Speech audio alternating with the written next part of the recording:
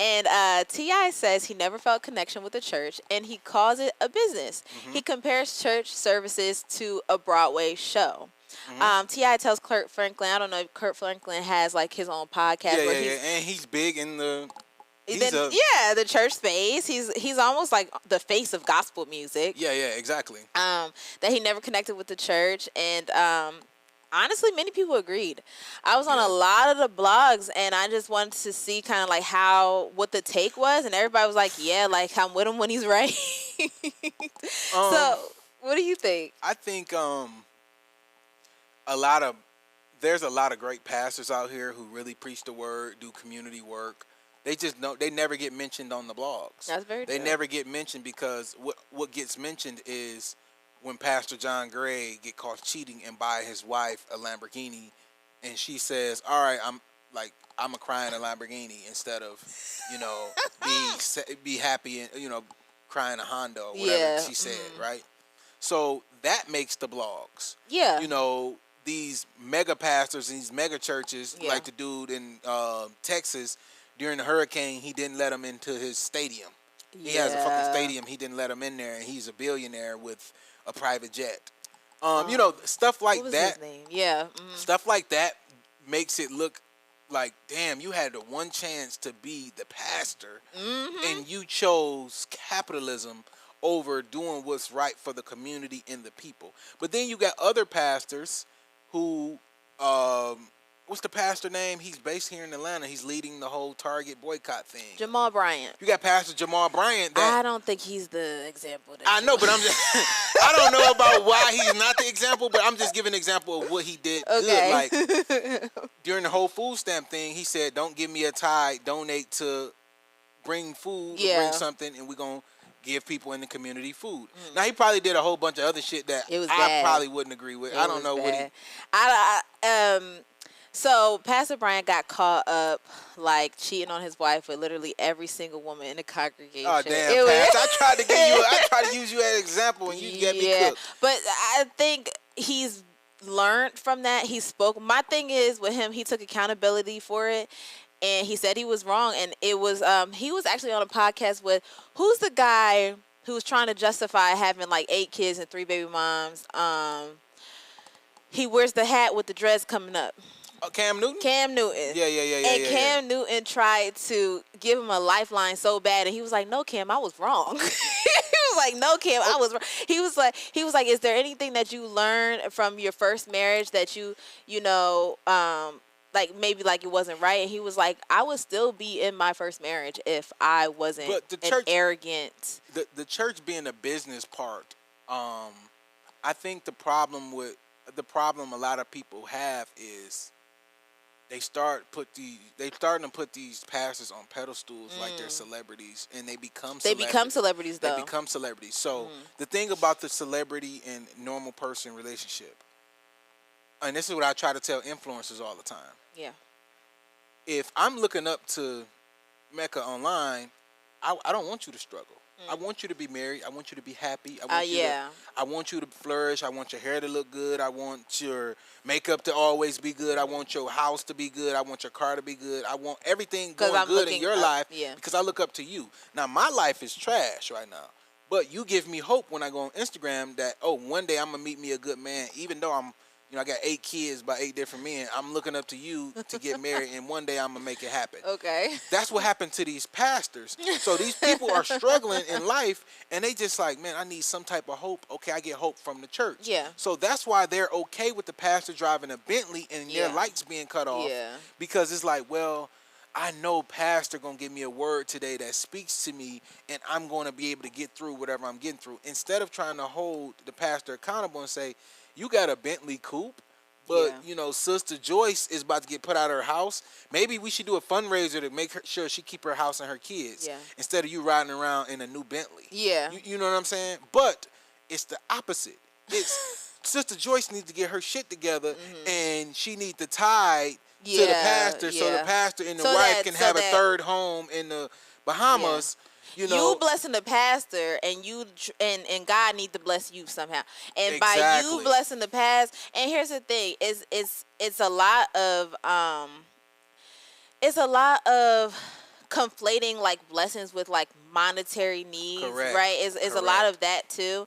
But you know, that's what happens when you kind of buy into this, like, oh, like when good things happen, that's God. When bad things happen, that's the devil. Yeah, yeah, so yeah. anytime you get a new car, that's God. Anytime you get into a car accident, that's the devil. Yeah, exactly. So I think it's a he actually goes on, T.I. actually goes on to say that, you know, not only does he not have that connection like with the church, but then he said he's been one-on-one with pastors. You know, he said he's sold drugs to pastors. He has pastors gambled. Weed, he's they gambled. Do all that, yeah, he's gambled with pastors. He's not really into like the showboat of it all and everything like that. And I think it does pose a question, right? Like, are we okay with this business model of a church? If church is going to be a business, I don't think I'm not okay with it. So I've been baptized. I went to church. I grew up in a Christian family, Christian church. My grandma was that grandma, the big mama that had a beat down car, but came and got all the grandkids, and somehow we made it to church, right? If nowhere else, her car never broke down. I don't know what it was about her car, but like, it never broke down. Like, she used to drive from the east side all the way over here to get us, and like, for some reason, she was anointed. Some reason her car never broke down, right? And like, I grew up in that whole, and I feel like the pastors that I was raised under were real pastors. They were or they weren't? No, they were. They were. They were. Okay. I didn't grow up around these mega pastors in this mega church. It was a small, and then I remember one time we got in trouble because my grandmother and my dad, who I was raised by, they bought us coats, but we stayed down the street from the church. So I do some dumb shit like wear a quarter zip and run down to, or wear a little thin jacket and run down to the church because I didn't want to lug a big coat down to the church because I wanted to look nice for the girl across the, you know, I wanted to have my outfit on. I wanted to show my fit, right? So I didn't want to lug a big heavy coat to the church. So I used to run down to the church. And I remember one time we got in trouble because the pastor and the first lady and like the deacon stopped by our house and said, "Hey, we noticed the last, you know, few months that your kids have been coming to church and walk." And we used to walk to the church, and we see them walking home without a coat. We're doing a coat drive. We just want to make sure. You embarrassing me in front of the pastor. Boy, my grandma tore our ass up. Boy, she tore us up. But that's the thing you're supposed to do as a local community pastor. You're supposed to say, I see that little girl walking and she wear the same shoes. She got holes in her shoes. So what we're going to do, we're going to bless her. We're going to get her some boots. We're going to get her a new coat. We're going to get her a hat.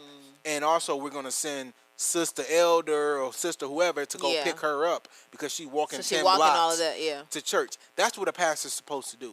Instead, these mega pastors, what they're doing is bringing you on stage, using you as an example and say, see, this is why I need a new Benz. So, you know, this, that, and so I can be an inspiration to her to one day she can grow up. And it's like, no, you're supposed to do. So my pastor, even though we were just being knuckleheads not wearing the clothes that we actually had. We had 3 coats. They was making sure. They were making sure. And I think that's a real pastor. That's what real church is supposed to be about. Not this theatrical, I'm a multi-millionaire. Not saying you're not supposed to be a multi-millionaire because I'm a capitalist. I understand business. But if you are a multi-millionaire with a jet, there shouldn't be a member in your congregation that is behind on bills, that needs a new roof, that there shouldn't be no kids going there who ain't got no scholarships.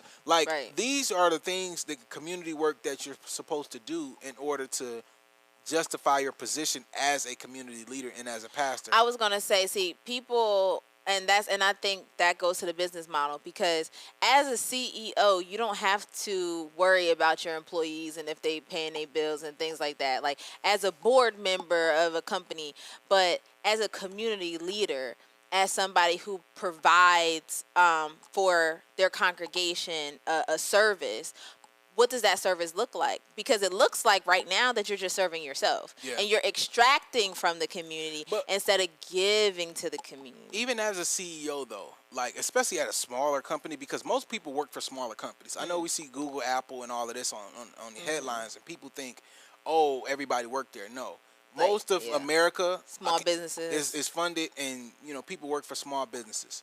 So like, if you work for a small business that's big enough to where you know the CEO, you know the owner, you know this person, I think there should be a level of compassion to where if you're about to lose your house, you're about to lose your car, you should be able to come and say, you know what, Pastor, or you know what, boss or whoever, like me and my husband is getting put out, like, and I think there should be some type of bonus or something that they can help you out with, because at the end of the day, a business is a community. So if you get put out of your house and now you can't come to work, well, now I'm going to lose money anyway trying to retrain and rehire somebody, other than just saying, okay, let's figure out a situation, even if it's a bonus structure or, loaning you the money. I don't give a damn what you do.